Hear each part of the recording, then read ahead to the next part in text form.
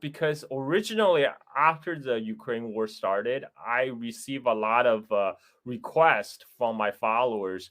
They wanted to ask questions about basically China's position in the war, and so I thought, okay, well, let me just create this Twitter space where I can briefly share what I know about China's position, because I feel, for people who have been paying attention on Chinese social media, it's pretty clear. Chinese stands on that. That's my dogs.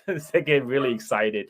Um, the Chinese stance on Ukraine war has been pretty clear because the Chinese government has said before the war started that China's ask respect for sovereignty and territorial integrity, and that includes Ukraine.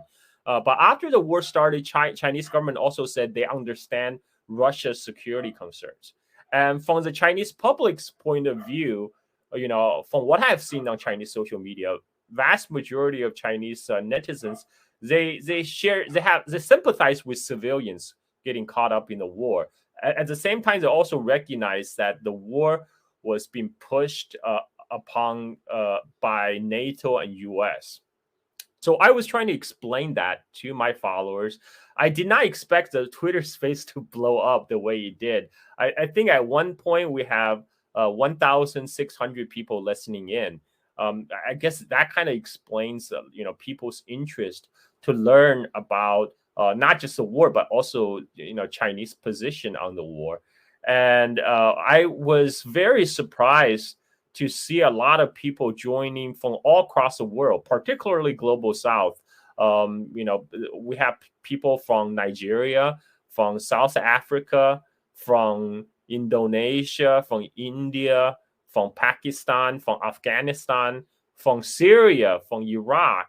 In addition to United States, UK, European Union, and Russia, and we actually did have both Ukrainian and Russians joining in the space. So it's a very broad. It's almost like a global community in the Twitter space. So I was very surprised by that, and it worked out great because we had a very diverse spectrum of opinions on this war, and we get to hear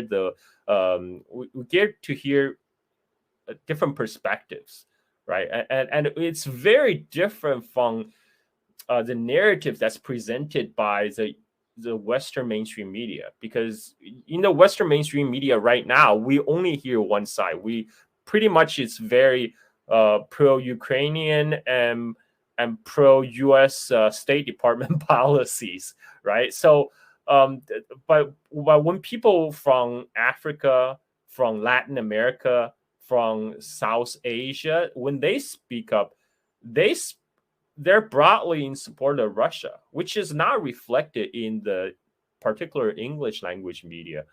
So I thought it was very enlightening for me, at least. And it was also very validating because I realized my position on this war is not alone.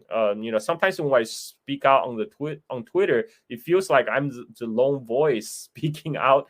And now I realize, no, actually, majority of people all across the world, share the opinions that's closer to actually China's official position than, say, the position of Washington, right? And I realized that the Western mainstream media narrative is actually a minority among the global opinions. Often in the English language media, they speak of international community, but when they talk about international communities, they're talking about US, UK, Canada, Australia, New Zealand, maybe France and Germany, and a couple European countries, and sometimes Japan and South Korea too. Basically, all these U.S. ally states, but it didn't really include the majority of the humanity, which is really the people that live in the global South countries. So that I was very happy about the result. Yeah. And so immediately following the time I started hosting Twitter Space, I started getting reported by people start reporting me to Twitter on the tweets I have made. So the one that stood out to me was I made a tweet about the Chinese reporter Lu Yuguang, who is a reporter for the Hong Kong-based Phoenix TV, based in Russia. He is the only Chinese reporter that's embedded with the Russian troops in the eastern Ukraine, and he has been reporting from the front line since day one. And there was a time when the latest news that he was actually injured by Ukrainian army shelling of the city in Mariupol. And so I posted that, and it's just a piece of news. And yet someone thought for some reason they maybe they did not want to have the other side of the story get out. So they reported my tweet to the Twitter, but because that person is either from Germany or using a German IP, and under German law, once you get reported, Twitter is obligated to let me know that I have been reported by someone from Germany. So that's how I knew, and Twitter didn't find a problem with my tweet. So my tweet actually stayed up, but there's obvious attempt of trying to silence me now on Twitter. It's this kind of censorship that happens in this time of war. I mean, for me it's relatively minor because I have not been shut down yet, but they did shut down RT, Russia Today. The Russian state media has now been removed from all platform, on all, from YouTube, Facebook, Instagram.